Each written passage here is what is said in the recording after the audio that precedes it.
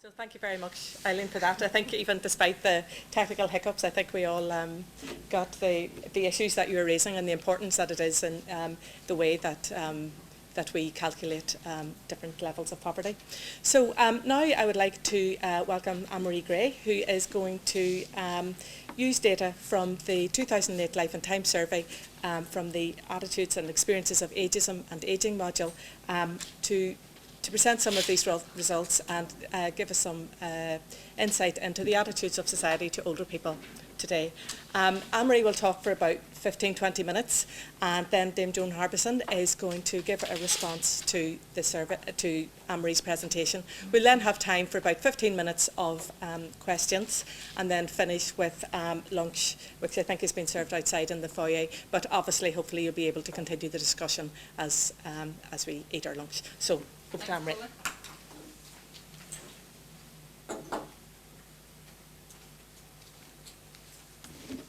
Okay, well, thank you. I'm very happy today to be presenting these findings from the 2008 Life and Time survey, and I'd like to thank Paula and Lizanne for doing all of the work in relation to the data analysis and the tables and so on. Northern Ireland Life and Time survey last monitored attitudes to age and ageing in 2003. And of course, since that time, we've seen a number of policy developments, not least the restoration of devolution in Northern Ireland. But we've also seen the publication of a strategy for older people, which had a focus on giving older people more choice and control. It emphasised the importance of healthy ageing. We've seen the introduction of the employment equality age regulations in 2006. And in 2008 then, we of course had the appointment of an older person's advocate. So we thought it was time in 2008 to have another look at attitudes to ageing, to establish if there had been changes in attitudes, and perhaps to consider whether devolution itself is likely to have had any impact on what people think about older people and ageing in Northern Ireland, and the extent to which they feel they've been represented by authorities and politicians here.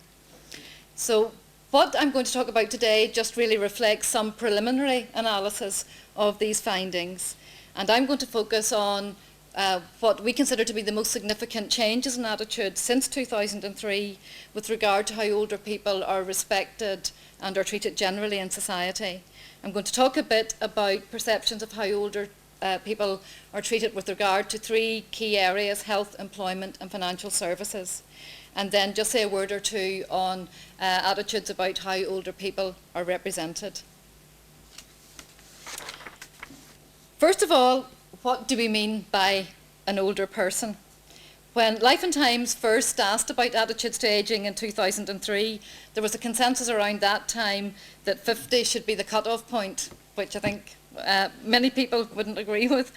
But it did seem to make some kind of sense at the time. There was an emerging literature on the third age, and even holiday companies seemed to be deciding that over 50s were a particular niche market in terms of the type of holiday you might be attracted to once you hit that big figure. But to many, I think, to many researchers, this seemed really a very arbitrary cut-off point, although it has persisted to some extent in some of the literature and perhaps to a lesser extent now in policy planning. But we thought we ought to ask people themselves what they regarded as an older person, and you can see the findings here. The majority of respondents thinking that you're considered older when you're in the 65 to 75 age group. A few hardy souls refused to classify somebody as older until they were in their 90s.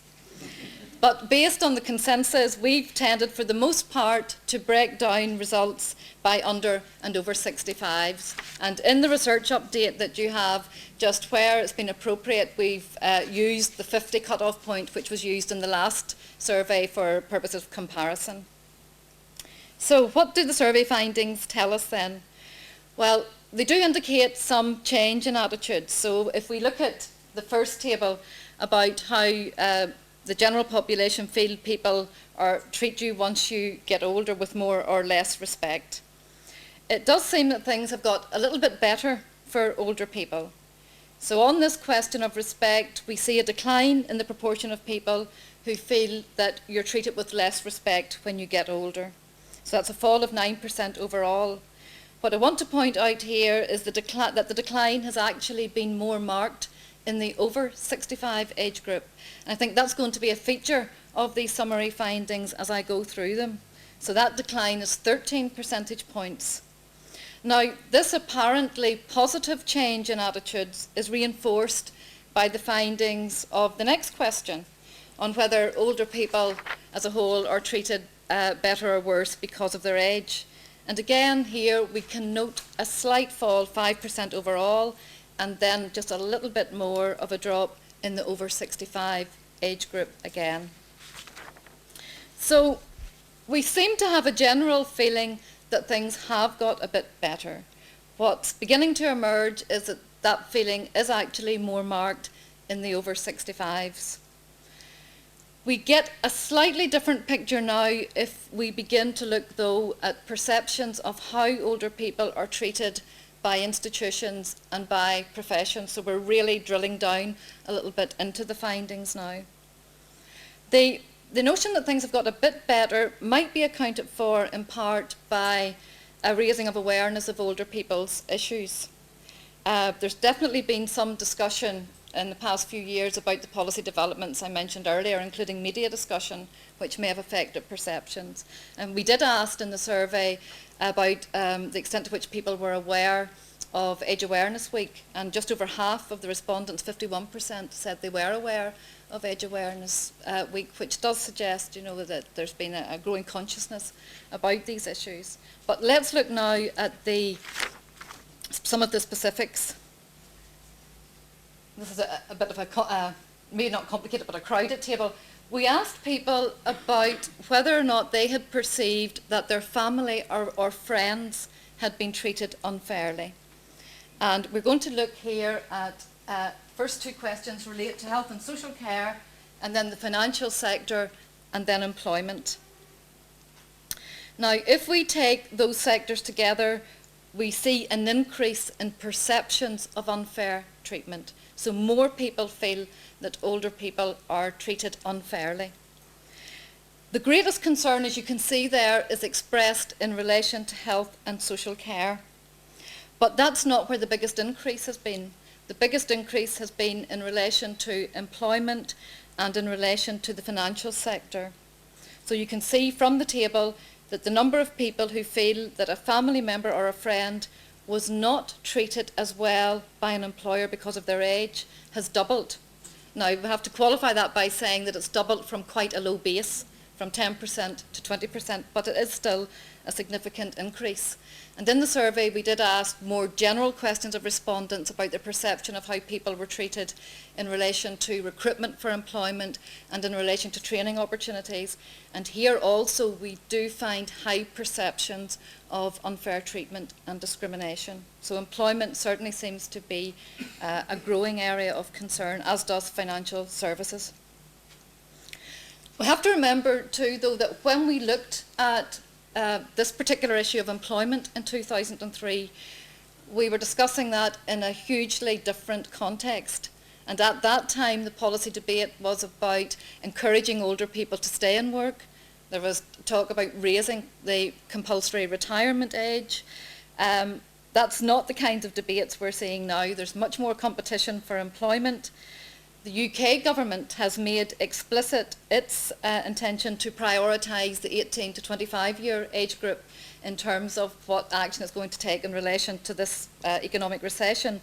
And of course, the statistics show that it is that 18 to 25-year age group that is suffering most currently in the economic recession. So that's a justification for that, I suppose.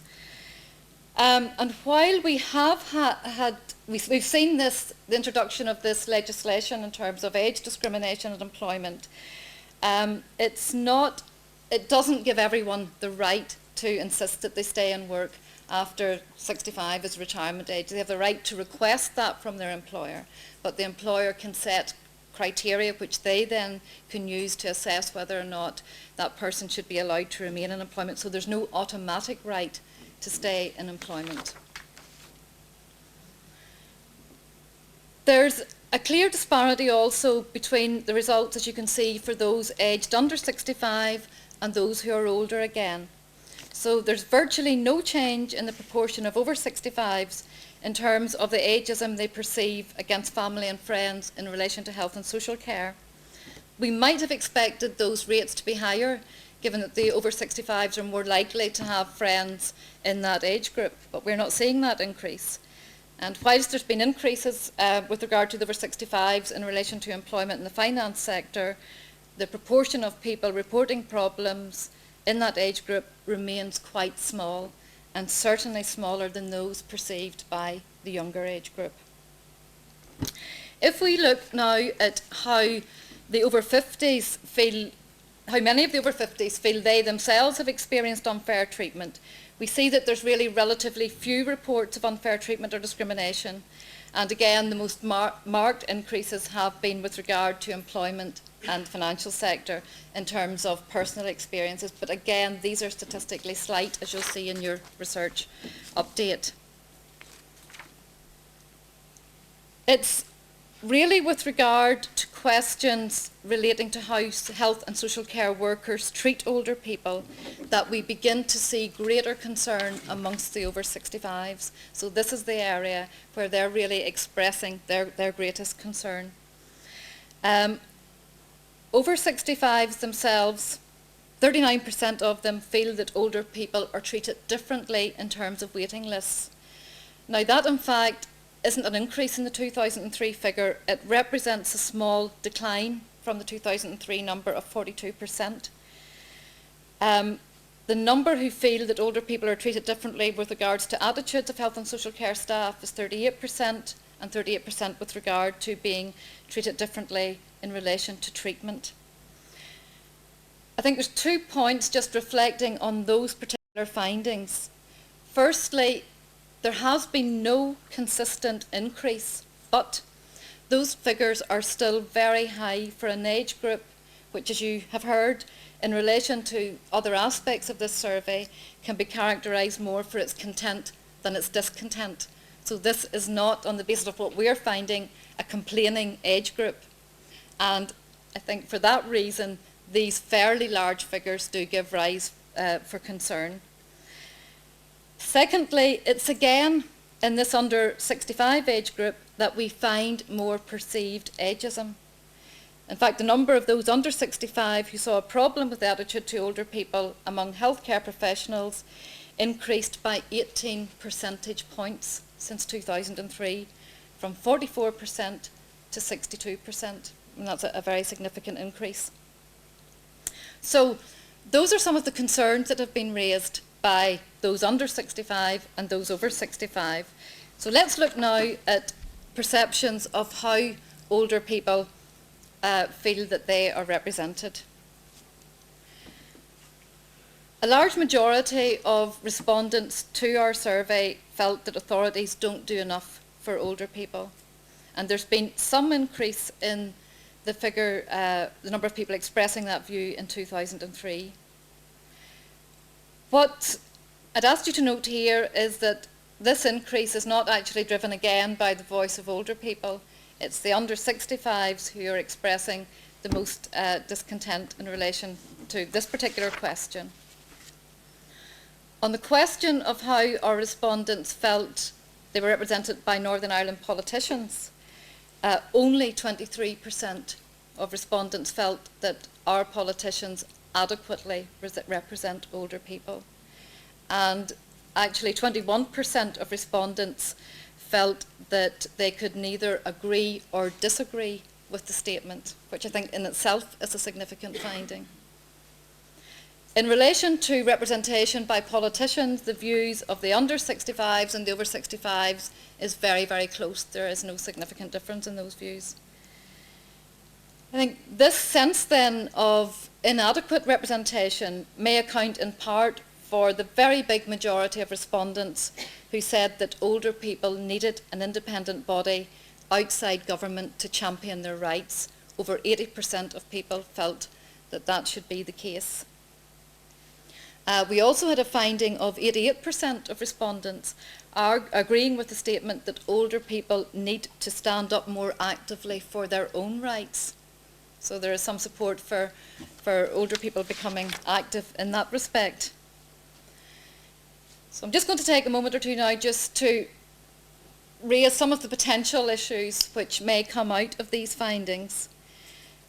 Just to say again that there is a general sense that things have got a little bit better, particularly in terms of the respect accorded to older people. But we've also seen some feeling that there is increased discrimination and more unfair treatment. I don't think that we should assume from that that discrimination has actually increased or increased significantly.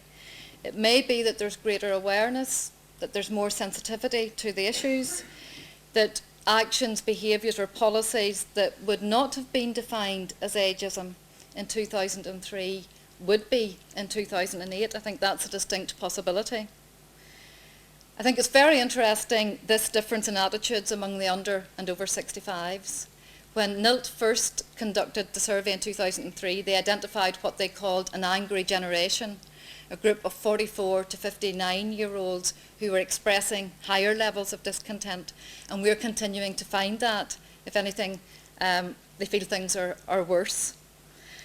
That, though, has to be qualified as well. So if you take the group of 44 to 59-year-olds in Northern Ireland, it's a hugely diverse group in terms of income, in terms of the responsibilities which people have. It may also be that this is a generation which is feeling particularly squeezed. They may be paying for children to go to university. They may be contributing towards long-term care for relatives. They may be carers themselves. They may be extremely worried by the current financial situation and about pensions and so on. So, maybe some of the findings are not that surprising in that respect. And it may be that they perceive ageing to be worse, the experience of being older, to be worse than it actually is. And the over 65s are presenting a more positive view of what it's actually like to be older. Whatever the reason, though, for these findings and for some of the changes, I think they certainly raise challenges for government, for policymakers, for our MLAs, for NGOs, and for service providers. And I think it is an opportune time, to take stock, for policymakers and others to take stock and reflect on how particular policies, particularly those maybe that have been introduced since devolution, do impact on older people. And just in doing this paper, because we've been doing some work on the restructuring of health and social care as well, I think we could look, for example, at those new structures for health and social care. Older people are the biggest users, or one of the biggest groups of users of those services, yet there is much less facility for public patient participation in Northern Ireland than there is in any other region of the United Kingdom. So we're going to have one centralised body for patient and client care, whereas in England, Scotland and Wales, that kind of participation is being facilitated and encouraged at a much more local level. So I'm just raising that as a potential issue. In other parts of the survey, we had asked people to identify what they saw as the main problems for older people, and crime came top of the list as it did in 2003, although the numbers saying that was a problem had reduced a bit. Coming way up the list was keeping warm in winter, which is probably a reflection of the increasing and growing fuel costs at the time the survey was conducted. But we also have lots of evidence to suggest that people continue to be very worried about pensions. They continue to think that financial provision for older people generally is very inadequate. The vast majority of respondents felt that to be the case. And these are issues for policymakers locally as well as in the UK. Just wanted to leave you with a quote by Alan Trench and Charlie Jeffrey in their analysis of the impact of devolution in older people and public policy in the UK.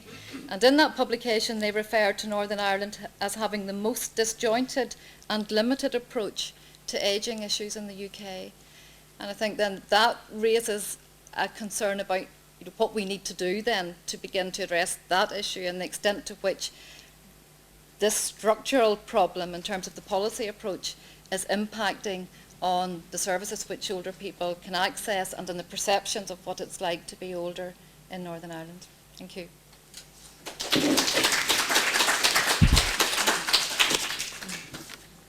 Thank you, Anne-Marie. I'd now like to invite Dame Joan Harrison, the older person's advocate, to come and give her response to a very interesting and informative presentation, which I think will raise a lot of issues for everybody in the room here today. Thank you.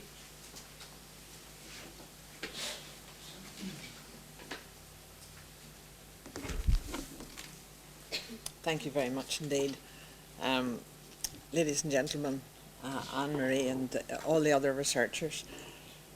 First of all, I'd have to say I've been given 5 minutes and I've got enough here to keep you here all afternoon,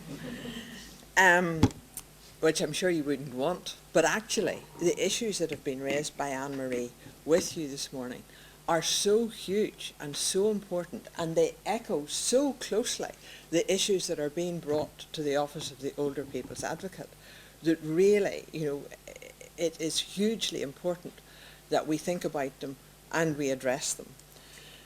First of all, before I even start and comment on some of the things that Anne-Marie said, I would like to say how much I welcome ARK as an organisation or a resource within the 2 universities of Northern Ireland. At the very end, Anne-Marie said about the work that showed that, or indicated that we had a very disjointed approach in Northern Ireland. My experience in the last 6 months is indeed of that very disjointed approach, of the fact that there's huge amount of repetition, there's a huge amount of inconsistency, and there is an awful lot of the right hand not knowing what the left one is doing. And we actually do need to address all those issues. So having the 2 universities working together in this way and bringing us information like this is extremely important. And I would like to say thank you to all those who've been involved, and to encourage you to go on doing the good work that you're doing.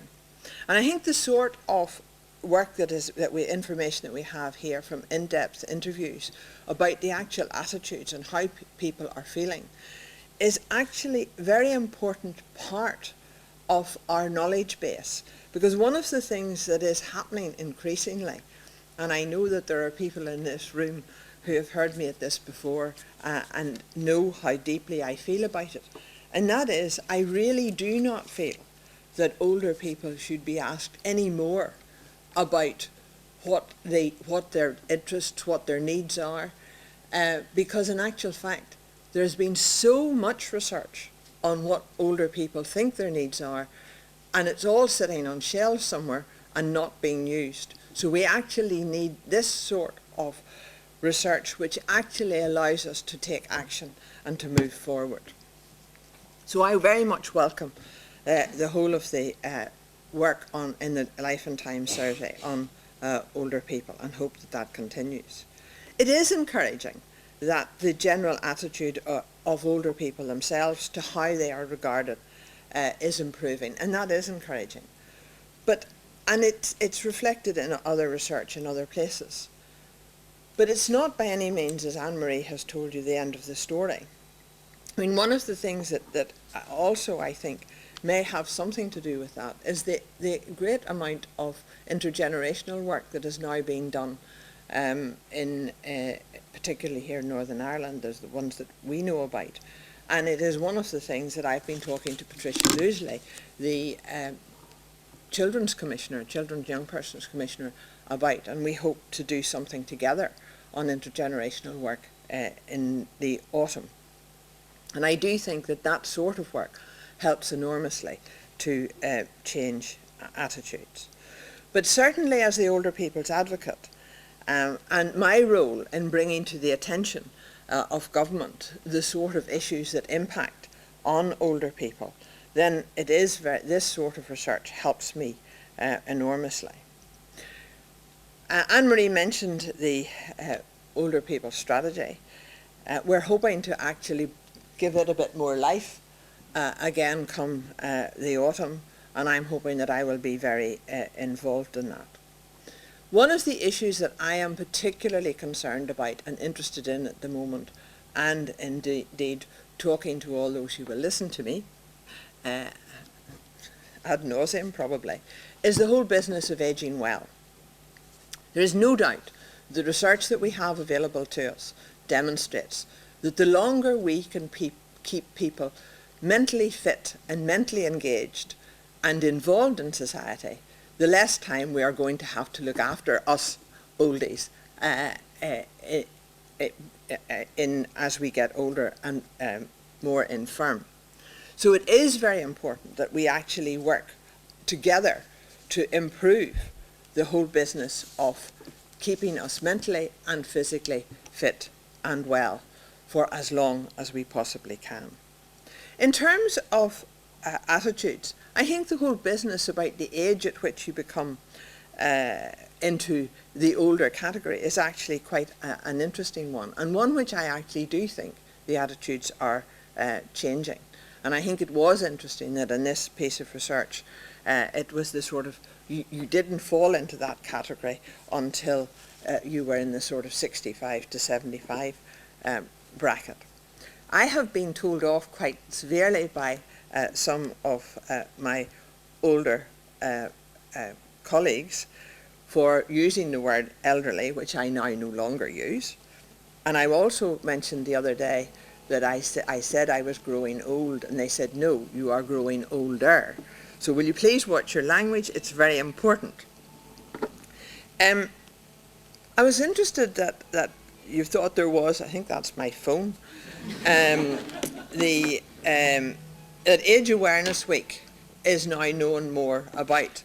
I was at a meeting yesterday of a very significant company in Northern Ireland, one who is interested in the welfare of older people and in supplying services to older people who did not know about Age Awareness Week. So I think we have a lot of work still there to do. But perhaps more than anything else, the thing that concerns me about the research we've heard about today is that bit about the unfair treatment in health and social care, in financial services and employment, and I would also add into that training as well. I have been very concerned about some of the issues that are being brought to me recently about health and social care. I have been particularly concerned, and really I think we need to break it down. My experience, Anne-Marie, is we need to break this, the services that are provided down into different categories. But because I'm getting the feeling, and it's not substantiated by any research, but I'm getting the feeling that there is a difference in how people are treated depending on where they are. If they are in their own homes, they're being treated differently from they are being treated if they're in residential homes, and more particularly if they're in nursing homes. So I think there is a big issue about where people are as they grow older in how indeed they are treated. And I think that might be equally true of financial services as well. As far as employment and training are concerned, I think there are huge issues there, because some work that I heard about recently from the Foresight project, which demonstrated the amount of money that is put into training and retraining people in the early years is very large, but once you get over 60, it gets very small, and once you get to 65, it's non-existent. So those are the things that actually we need to, in terms of ageing well and keeping us all engaged and involved in society, those are the sort of things that are going to make a difference, and we need all to be working together to achieve change there. I think it is very important that we keep very much in our minds this link between mental well-being and physical well-being, and I don't think that that is as high up our priority list as it actually ought to be. All of those other things that Anne-Marie mentioned at the end, like the new HPSS structures, I'm actually getting a real feel that people involved in those structures are indeed interested in older people's issues. Now that may well be because of some of the work that has been done by organisations like the Age Sector Platform or Age Concern and Help the Aged.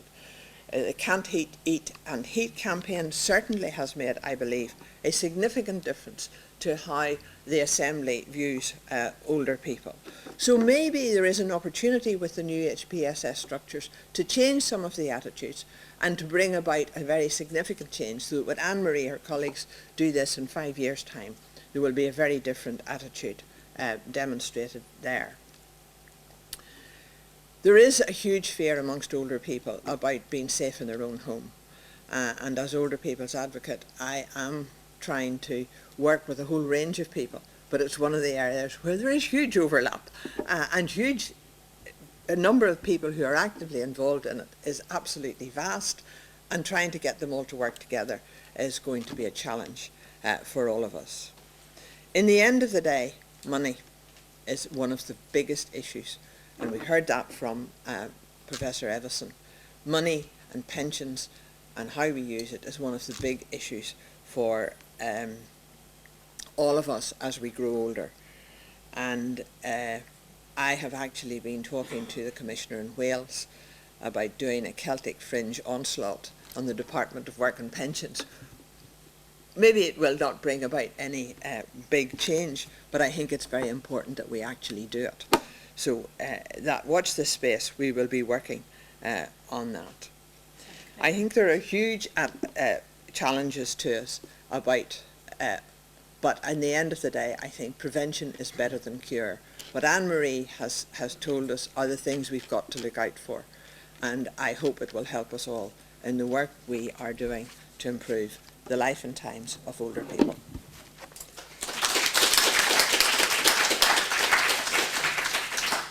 Sorry, thank you very much for that response. As I say, there are so many issues that have been brought up today, and it's great to hear the older person's advocate view on this, and hopefully can take forward some of the issues that have been raised. So now we've got time for about 10-15 minutes of questions that you want to address to Anne-Marie about the presentation earlier. As before, Gillian will be coming round with the mic, and it would be useful if you could give your name and any organisation that you represent as well. So if you could stand here, Anne-Marie, thank you. Thank you. The question, sorry, can you hear me? Yes, yeah. It's on? Sorry, could It's you a give question- your name? And Yes, it's a question to Anne-Marie and also to Dame Joan Harbison as well. My name is Michael Harriott. I'm the chairman of the Older Persons Reference Group for the Policing Board at the present moment. And I was also Dame Joan Harbison's vice chair on Age Concern. So I come from a voluntary background, an academic background, and also a policing background as well. First of all, the comment was that, as probably people would know, the breaking news at the present moment concerns me in the health issues in regard to treatment for people with cancer. Mm-hmm. That is a completely a discriminating act on behalf, I don't know, of the health services. I think that should be looked at, and I'm very surprised that it wasn't actually mentioned through the particular the research work that you're doing at the present moment, because I always advocated that there was a serious problem with people, older people, when they were having treatment for cancer, and the discrimination against older people in that area. The other area that I agree with you at the present moment is the area of vulnerable older people in respect to a crime. It's not the crime, it's actually the fear of crime. And it has risen because older people, as Joan Harbison Dame Joan Harbison would agree with me, are now beginning to speak out more. They realise that there's an advocate there that they can go to, and that's why the figures, those particular figures that you have at the present moment, will be increasing. And I could reassure you that there will be an increasing figure on the fear of crime, and also loneliness is another aspect that's with older people as well. So the comment was, but why has there not been a clear indication with the discrimination in the health service? Okay, I just say a word or two about that. I just heard those headlines on the news this morning. Our survey is a public attitude survey, so it's a survey of the general adult population, and we didn't ask about services in that specific way. So we didn't ask about cancer services or orthopaedic services or services like that. Now, so our questions were general questions around health and social care. Now, of course, we do know from other research work that's been done that there's been fairly long-standing concern that older people are discriminated against in relation to health and social care provision. But it's not, of course, NHS policy. The opposite is meant to be the case. And other people in this room may know better, but my sense from the research has been that in some respects there's some evidence that things have been getting better for older people with regard to health care. These findings around cancer I can't really comment on because I haven't read the study. I've just heard the headline figures, but I mean it's certainly very worrying, and it would certainly constitute age discrimination as well. It's a complex issue. In terms of the loneliness thing, we had a long list of problems, and we asked issues. We asked people to identify what they saw as being the main problems for older people, and loneliness was certainly on that list. It wasn't the highest, but it was a significant number of people. But it was actually, from memory, I think Lizanne maybe correct me, I think it was people where more women were concerned about being lonely in old age, and that's probably to do with demographics as well. The crime question, yes, I'm sure you're right. I'm sure it is fear of crime, of course, rather than crime itself. And again, it may be that there is more awareness, there's more of an opportunity for people to express their concern. I think that's definitely the case, and people are perhaps more willing to speak out now, and forums through which to do that as well, through the police, not just Joan's office, but the policing board as well. Joan, I don't know if you want to. No, I think you've said it all. I mean, again, I only heard the business by council this morning. In terms of the work that I'm doing, I would have to say I'm working very closely with the 5 trusts on the delivery of services to older people, and this is one of the areas which I will now bring, having been given this information, and also the information that you've given me today will be one of the very important things that I will be able to use in my discussions with them. But those are very much ongoing, and I have been involved in those discussions now since about January, February time of this year. So it is very much an ongoing dialogue, and hopefully will bring about some sort of manifestation of positivity in the near future. Okay, any other questions? There's Questions back?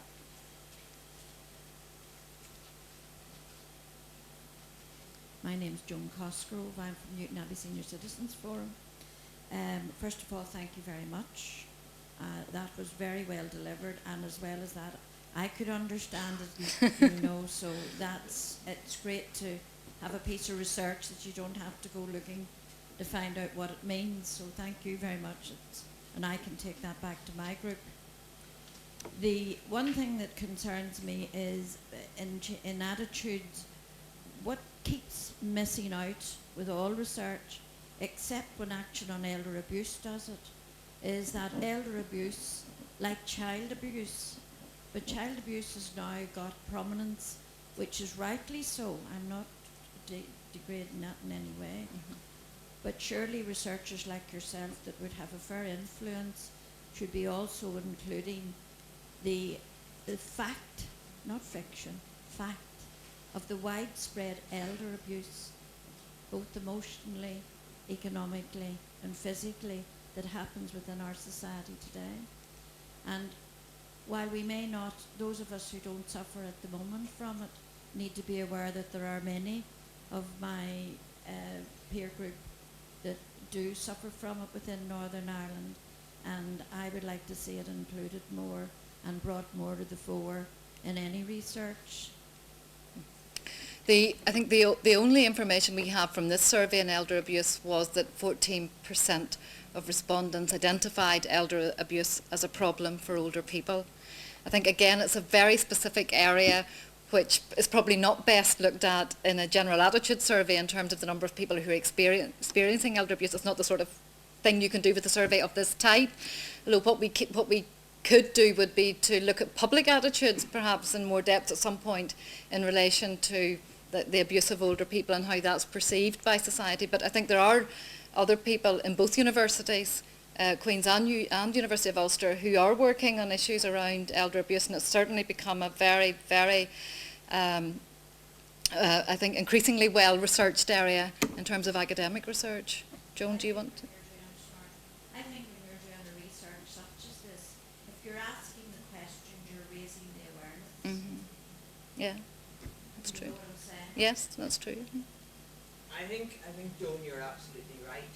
I mean, one of the things is that elder abuse isn't regarded as anything like as important as child Yeah. abuse. I mean, there is no doubt about that.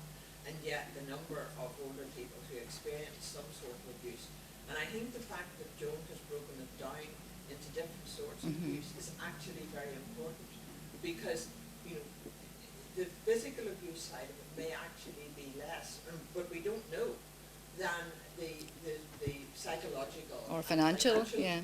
Abuse. And of course, all three in a way are interlinked.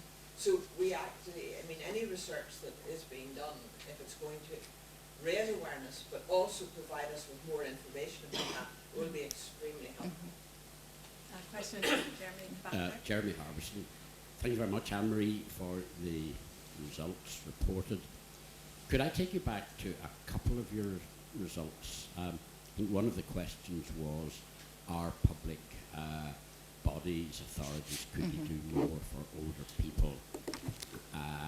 And 79%, I think, said yes, they could. The next question was about public representatives, and only 20-odd% thought that they were reflecting older people's issues. Have you comparator figures, base figures, for the wider population? If wider population was asked, could public authorities do more for them, whether they're young, middle-aged? And you know, the same question about your public representatives. Are you doing a good job for young, middle-aged, etc.? I mean, what's the comparison? Well, I don't think we do. We have a question about our, stand here, sorry. We have a question about there's 10 or 11 different groups treated unfairly in society, but that's a slightly different question, but that's the only kind of comparative thing that we have within the 2008 survey. Yeah. One thing I suppose I meant to say at the point in which I raised that, Jeremy, also was that if we break those attitudes down by age, it's actually the over 60s are a little bit more likely to say they're happier with what the MLAs are doing. Now, it's still not a huge number, it's not even a close to half of them, but there are some more. But also politicians looking at this research, MLAs, political parties looking at this research. We also asked some questions about attitudes to devolution in Northern Ireland in another part of the survey.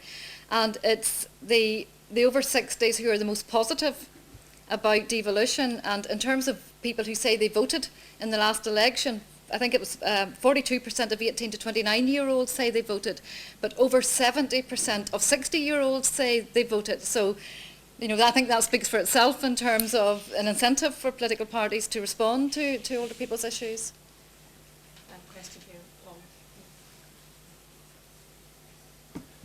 Hello, Paul McGill, Cardiff. Thanks very much, Anne-Marie. I found that very interesting, and I look forward to seeing the detailed results from your website. I'd like to pick up this thing about challenges for government and institutions, or the policy implications, which you touched on a little bit. And I'll begin with an anecdote. Because we've been in Cardiff compiling a list of public servants, north and south, who are responsible for older people's issues. And we contacted one person who said, older people nothing to do with me. Said, my area is dentistry. From which we must conclude that older people don't have teeth. And it struck me as bizarre, 11 years after the introduction of Section 75, that there's somebody in a public body who thinks that this has nothing to do with him.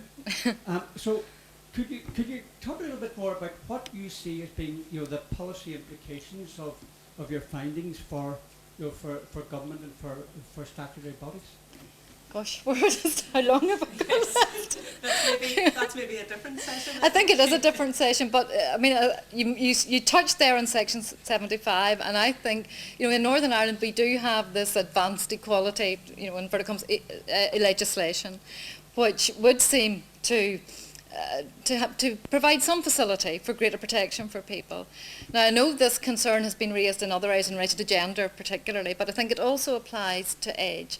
And that's the way that Section 75 is actually interpreted by authorities, as meaning that they have to take this very neutral approach to policy making, that everybody has to be treated the same, that you can't do more for one group in case you exclude somebody in the other 9. And of course that's not what Section 75 is about, providing the opportunity to ensure equality of outcome rather than just treating everyone the same. So I think much more effective use, and I know the Equality Commission's touched and is going to do more on this issue as a result of its effectiveness review, but we have some potential through our legislation, to focus in on particular groups, including older people, and to ensure that the public authorities which are bound by that legislation, can use it in order to do more to respond to the needs of older people. But Paul, I think your question is a very broad question, and it crosses lots of areas of policy, because we could look at transport.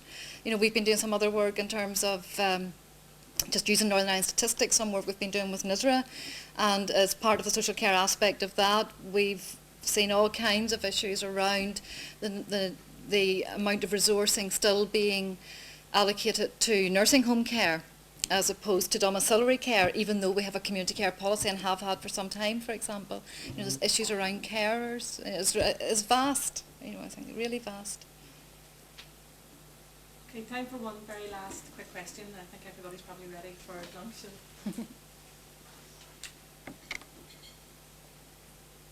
Hello, Seamus McMullen from the Equality Commission.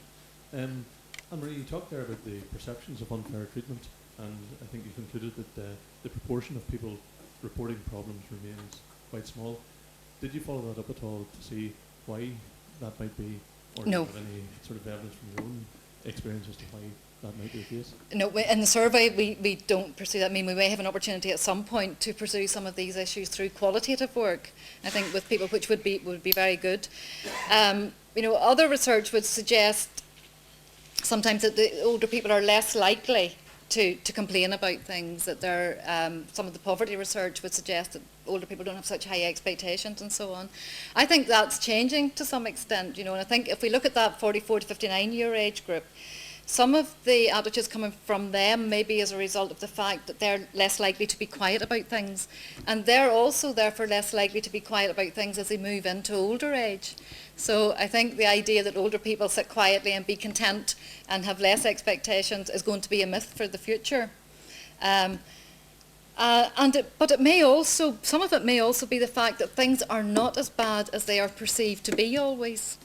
That what people perceive and what they see from the media actually constructs a more negative picture. And of course it's a general population survey, so it's very diverse, in terms of the range of people.